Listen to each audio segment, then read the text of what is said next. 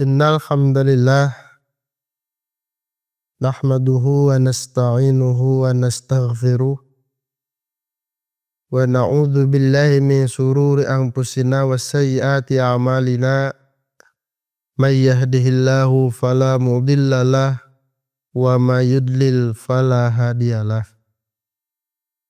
Ashhadu an la ilaha illallah wahdahu la syarikalah wa ashhadu anna Muhammadan abduhu wa rasuluh. Amma ba'du. Qala Rasulullah sallallahu alaihi wasallam, nikmatani maghbunun fihima katsirun minan nas, as-sihhatu wal faraghu. Hadirin para pemirsa Tajdid TV yang dirahmati oleh Allah Subhanahu wa taala.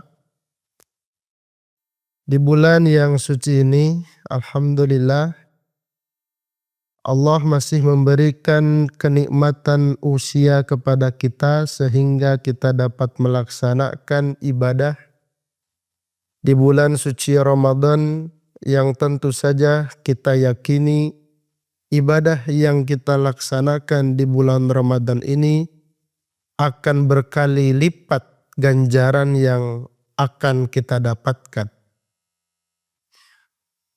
Hadirin para pemirsa Tajdid TV sekalian, satu hal yang menarik apabila kita mau untuk mengkaji secara mendalam tentang ajaran Islam, bahwa ternyata Islam itu tidak hanya mengajarkan tentang hal-hal yang berkaitan dengan ibadah saja.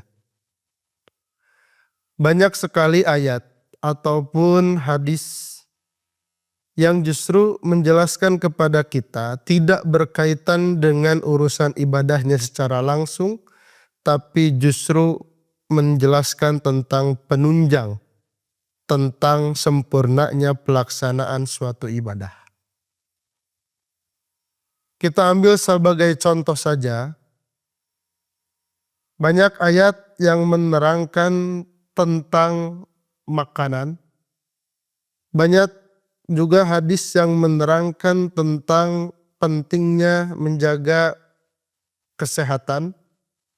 Dan inilah salah satu poin ajaran di dalam agama Islam, bahwa Islam memandang salah satu aspek yang harus jadi perhatian bagi setiap muslim itu adalah urusan kesehatan.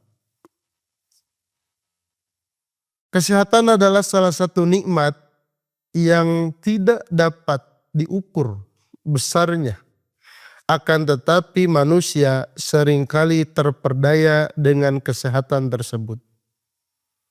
Bahkan sampai Rasulullah SAW sendiri itu menyampaikan sebuah hadis yang diriwayatkan oleh Imam Bukhari dari sahabat Abdullah bin Abbas. Di dalam hadis tersebut, Rasulullah SAW menjelaskan kepada kita atau menginformasikan kepada kita bahwa ada dua nikmat di antara banyak nikmat-nikmat yang Allah berikan kepada manusia, yang dua nikmat tersebut seringkali menipu ataupun seringkali kita terlupa untuk disyukuri. Dan nikmat tersebut adalah as-sihhatu wal faragh. Nikmat sehat dan nikmat waktu luang. Para pemirsa Tajdid TV sekalian, sungguh menarik kenapa Islam memberikan perhatian terhadap urusan kesehatan ini. Urusan kesehatan ini adalah merupakan satu kebutuhan asasi atau kebutuhan dasar yang harus menjadi perhatian bagi setiap orang. Maka dalam catatan sejarah sekalipun, banyak sekali urusan-urusan yang menjelaskan bagaimana luar biasanya Islam menghimbau agar seorang muslim itu senantiasa menjaga dirinya untuk senantiasa sehat. baik itu dari menjaga makanan ataupun menjaga kondisinya dengan cara olahraga, bahkan memperhatikan kepada kondisi lingkungan. Sehingga tercatat di dalam sejarah satu kisah yang sangat besar berkaitan dengan virus. Di mana pada waktu itu di sebuah wilayah yang terkena bencana virus, di wilayah tersebut dilarang orang dari luar untuk masuk ke wilayah tersebut. Itu adalah salah satu bentuk penjagaan terhadap kesehatan seorang muslim. Bahkan di dalam catatan sejarah pun Rasulullah SAW itu hanya mengalami sakit sebanyak 2 kali.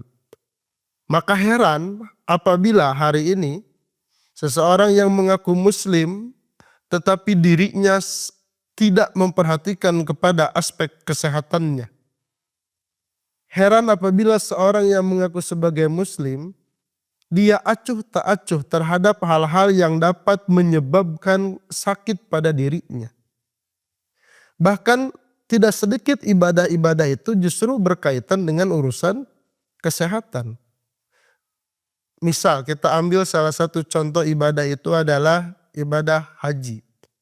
Kita tahu bahwa ibadah haji itu di dalam redaksi hadisnya ataupun ayatnya itu pasti diakhiri dengan bagi orang yang mampu di perjalanannya. Mampu di situ mencakup kepada 2 aspek. 1, mampu secara materi. 2, mampu secara fisik. Termasuk di dalam ibadah-ibadah yang kita lakukan setiap hari. Hari ini kita saum Ramadan, tentu saja saum yang kita lakukan akan lebih terasa maksimal dan optimal apabila kita melakukannya dalam keadaan sehat. Karena ketika sehat itu hilang, maka kita akan melakukan ibadah itu dalam kondisi mendapatkan satu keringanan dari yang seharusnya kita lakukan secara optimal.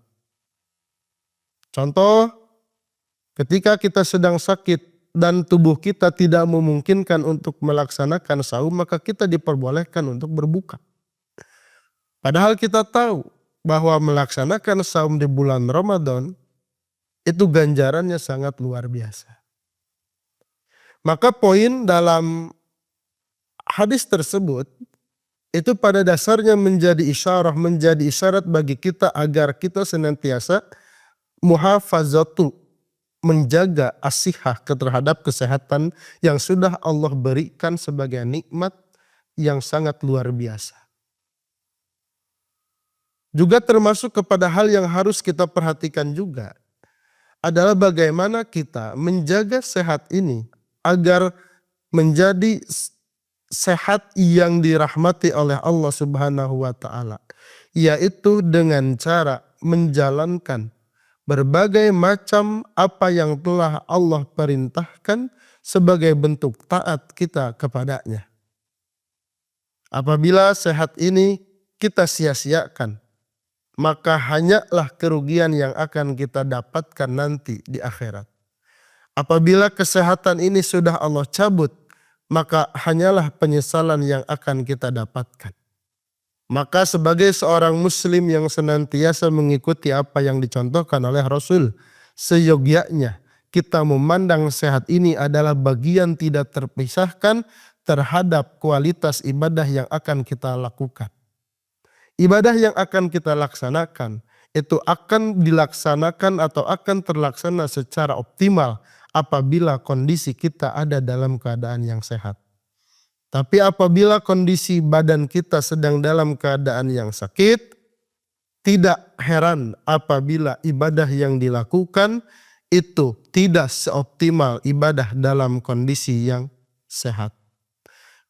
Hadirin para pemirsa Tajdid TV sekalian, maka di dalam ayatnya sebagai bentuk muhafazatu, menjaga terhadap kesehatannya, Allah Subhanahu wa taala sudah memberikan petunjuk agar kita itu senantiasa memperhatikan terhadap asupan makanan yang masuk kepada kita.